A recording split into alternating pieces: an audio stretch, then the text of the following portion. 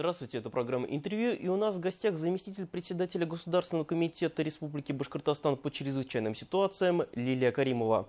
Лилия Ринатовна, здравствуйте. Добрый день.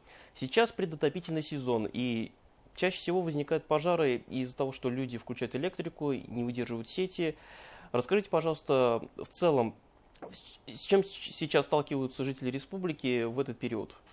Да, вы совершенно правы. У нас ежегодно с наступлением осенне-зимнего периода, как правило, идет рост возникновения техногенных или бытовых пожаров. Да?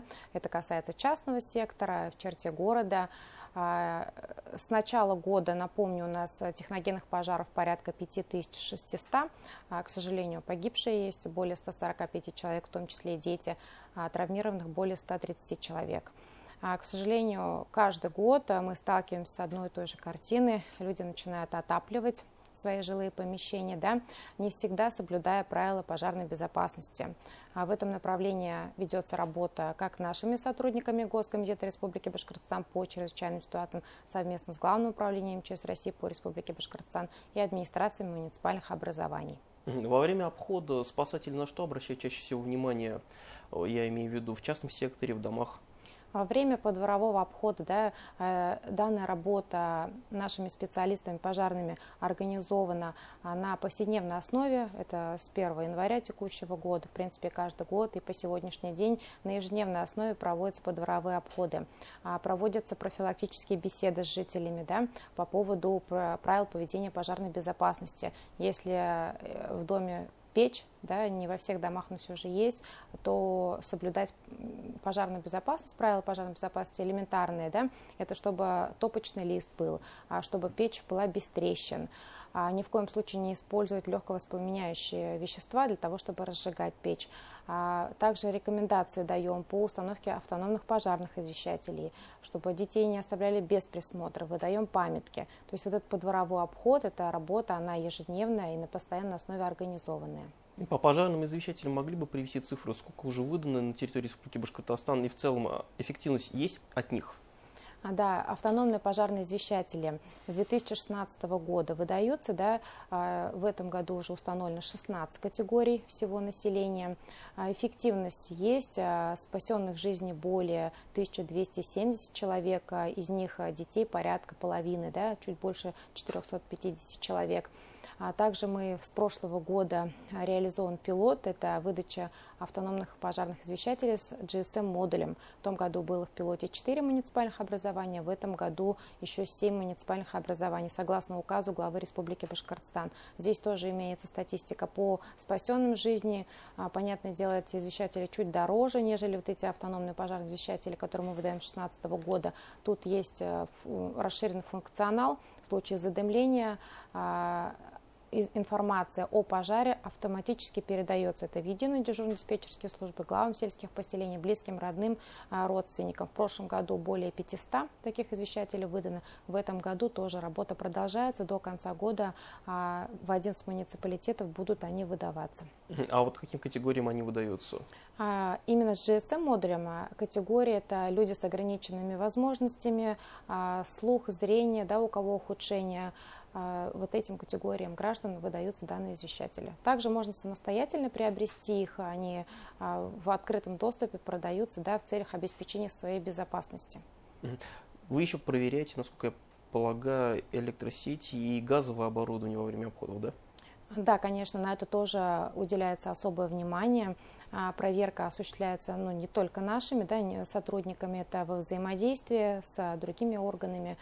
Тут тоже даются рекомендации. Если это газовое оборудование, тут уже объекты газораспределения по своей линии проверяют. Мы по своей линии рекомендательного характера обходы проводим. И в случае, если видим, что есть какое-то нарушение, данную информацию тоже передаем. Вот вы говорили, чаще всего встречаются трещины в старых печах. Какие еще нарушения вы выявляете у жильцов частного сектора? Не всегда топочный лист, это вроде бы элементарно и просто, не у всех, не во всех домах они расположены. Об этом тоже надо понимать, что маленькая искра может привести к пожару. У нас таких случаев было много ранее. А чаще всего какие причины пожаров в бытовой сфере, я имею в виду в частных домах, происходят? По какой причине?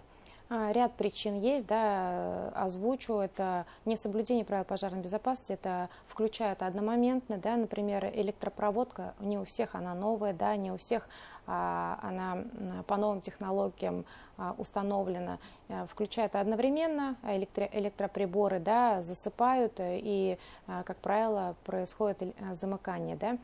Это тоже один из факторов, одна из причин. Также неосторожное обращение с огнем, то есть человеческий фактор. Да. На это мы тоже при профилактических мероприятиях, при визитах обращаем особое внимание. Нельзя курить. Кто-то курит, если не дома, то получается, в неотапливаемой части дома, да, и, соответственно, не потушили сигарету, уснули. Такие случаи тоже есть. Ни в коем случае не оставлять детей без присмотра, объяснять детям, что спички детям это не игрушка. В частном секторе это на сегодня остается актуальной. Тут также и причина, вот если топим печь в бане, да, те же самые элементарные правила нужно соблюдать. Сейчас в Башкортостане действует особый противопожарный режим. Насколько я помню, с апреля месяца. До какого момента он будет действовать и какие есть, так скажем, запреты или даже не запреты, какие действуют меры, чтобы не допустить тех или иных катаклизмов в лесистой местности? Да, вы совершенно правы. С апреля текущего года ежегодно вводится особый противопожарный режим. Сейчас, на сегодняшний день он действует. Подготовлен соответствующий проект распоряжения правительства Республики Башкортостан о его отмене. Но он действует сейчас, поэтому нужно соблюдать. Да? Тут же нельзя разжигать открытый огонь, костер, в принципе, нигде. Ни в лесном массиве, ни у себя в садовом участке. То есть прямой запрет на разжигание. Соответственно, нельзя фейерверки, да, это тоже элемент, который может привести к пожару, да, нельзя во время мероприятия им пользоваться, так скажем.